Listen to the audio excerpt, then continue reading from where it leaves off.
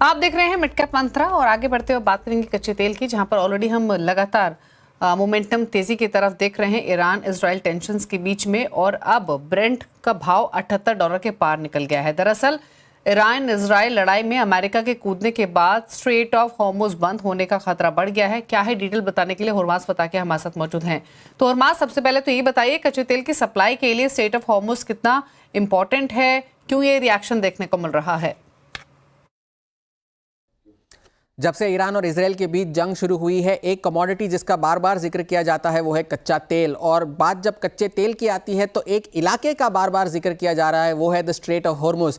अब कल जब यूएस ने ईरान के परमाणु ठिकानों पर हमले किए, उसके बाद ईरान की संसद ने स्ट्रेट ऑफ हॉर्मुज को बंद करने का प्रस्ताव जो है वो पारित किया है। मगर क्या इसके बाद ये स्ट्रेट ऑफ हॉर्मुज बंद हुआ है? इसका जवाब है नहीं, क्योंकि ये सिर्फ संसद में पारित हुआ है। अंतिम फैसला जो है ईरान के सुप्रीम लीडर आयतुल्ला खामेनेई। अब ये स्ट्रेट ऑफ हॉर्मुज इतना सिग्निफिकेंट क्यों है? कहां है ये स्ट्रेट ऑफ हॉर्मुज? ये ओमान और ईरान के बीच एक संकरा जलमार्ग है और यहां पर जो है खाड़ी देशों को ये हिंद महासागर से जोड़ने का काम करता है। और ये शिपिंग लाइन जो है सिर्फ 3 किलोमीटर चौड़ी है।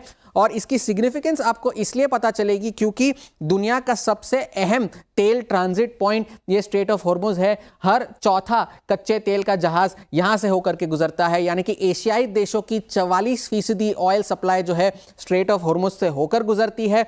और ओपेक देशों की भी ज्यादातर सप्लाई जो है इस इलाके से की जाती है। अब अगर इसे हम नंबर्स के जरिए एक्सप्लेन करें तो तेल और गैस की 20 से 30% सप्लाई और लगभग 3000 जहाज हर महीने जो है स्ट्रेट ऑफ हॉर्मुज से होकर गुजरते हैं। और इसे और ज्यादा नंबर्स में अगर एक्सप्लेन किया जाए तो 2 करोड़ बैरल से ज्यादा तेल और 29 करोड़ क्यूबिक मीटर से ज्यादा गैस की सप्लाई जो है इस इलाके से की जाती है। तो ये स्ट्रेट ऑफ हॉर्मुज भले एक संकरा जलमार्ग हो, लेकिन इसकी जो सिग्निफिकेंस है, इसका जो महत्व है वो कई ज्यादा है। इस वजह से ये एक बहुत अहम स्ट्रेटेजिक पॉइंट, एक स्टैंड ऑफ पॉइंट बन चुका है ईरान और इजराइल के बीच की इस जंग में।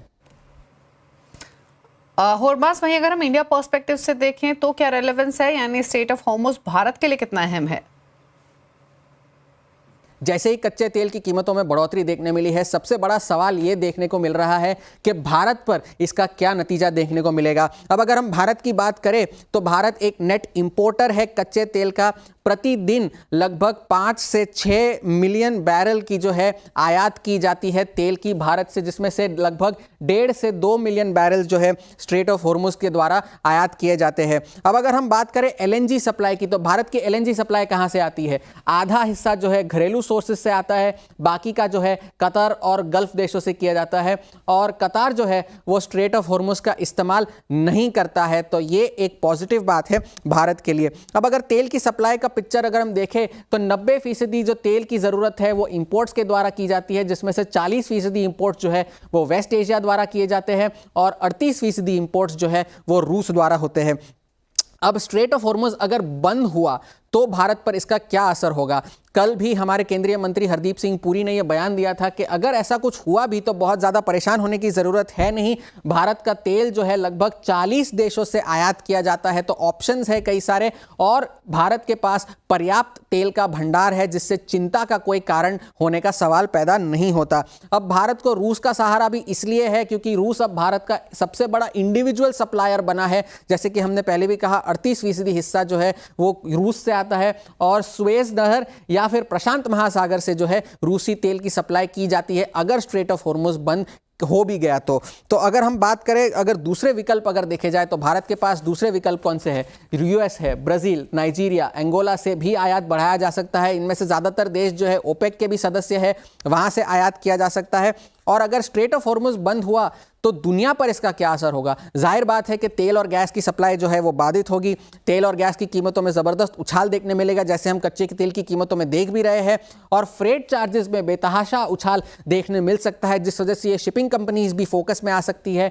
महंगाई बढ़ने का खतरा हो सकता है, जैसे कि फेड ने भी ये चेतावनी दी है, और ग्लोबल इकोनॉमी को मंदी का खतरा हो सकता है। तो ये सारी बातें हैं। तेल की कीमतों में उछाल है, अभी तक इस जंग के खत्म होने के कोई आसार नजर नहीं आ रहे। लेकिन अगर भारत की बात की जाए तो भारत के पास पर्याप्त भंडार है, ऑप्शंस भी कई सारे हैं, तो चिंता का विषय शायद यहां ज्यादा ना बने। थैंक यू हुरमास, डिटेल में इस पूरी खबर को समझाने के लिए और इसके रेलेवेंस इंडियन मार्केट्स के लिए क्या है वो बताने के लिए। इसी के साथ